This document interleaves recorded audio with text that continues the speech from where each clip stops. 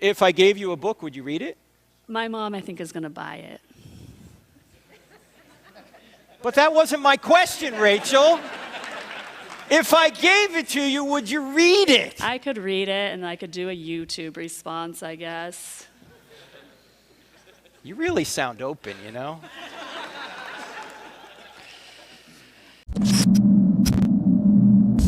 You're giving, this is what I feel like. I haven't heard evidence for your resurrection.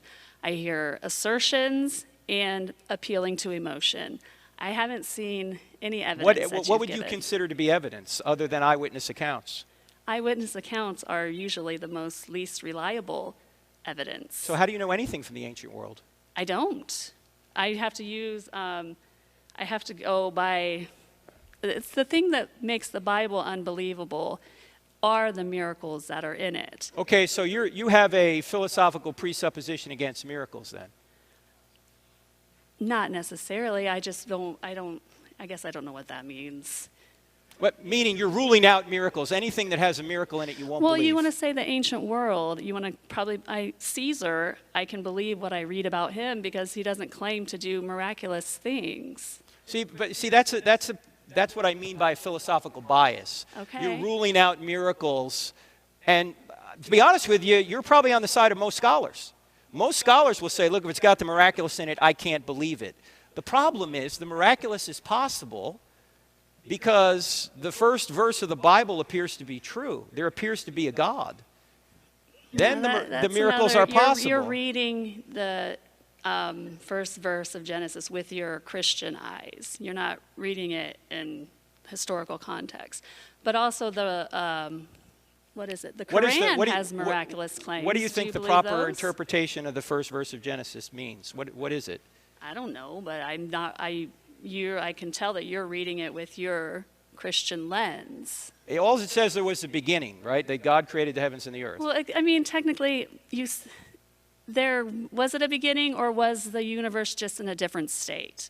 Was it just in a different form? Well, it says there was a beginning. The Bible does. Yes, and science, the scientists, currently the science says that. Including Einstein, is saying that the universe had a beginning through his theory of general relativity. Maybe this current state of the universe had a beginning. Well, the universe can't be eternal, otherwise today never would have gotten here. That's gibberish. I don't know what you're saying when you say that. Rachel, let me ask you a question. If Christianity were true, would you be a Christian? If the Holy Spirit convicted me and brought me to it, I probably would have no choice. Oh, no, you always have a choice. Not if I was led by the Holy Spirit. Oh, you can resist the Holy Spirit. A lot of people do. Oh, well, then I don't know. I was a Christian. If I gave you a book, would you read it? My mom, I think, is going to buy it. But that wasn't my question, Rachel. If I gave it to you, would you read it? I could read it, and I could do a YouTube response, I guess. You really sound open, you know?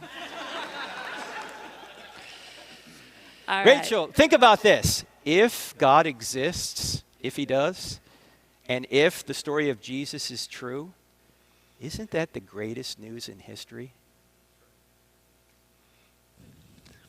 Oh, not for those going to hell. Nobody has to go.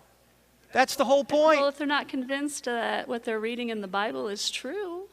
I said if it was true. Isn't it great news? I guess. Yeah, Great, we get to you're with spend me. eternity.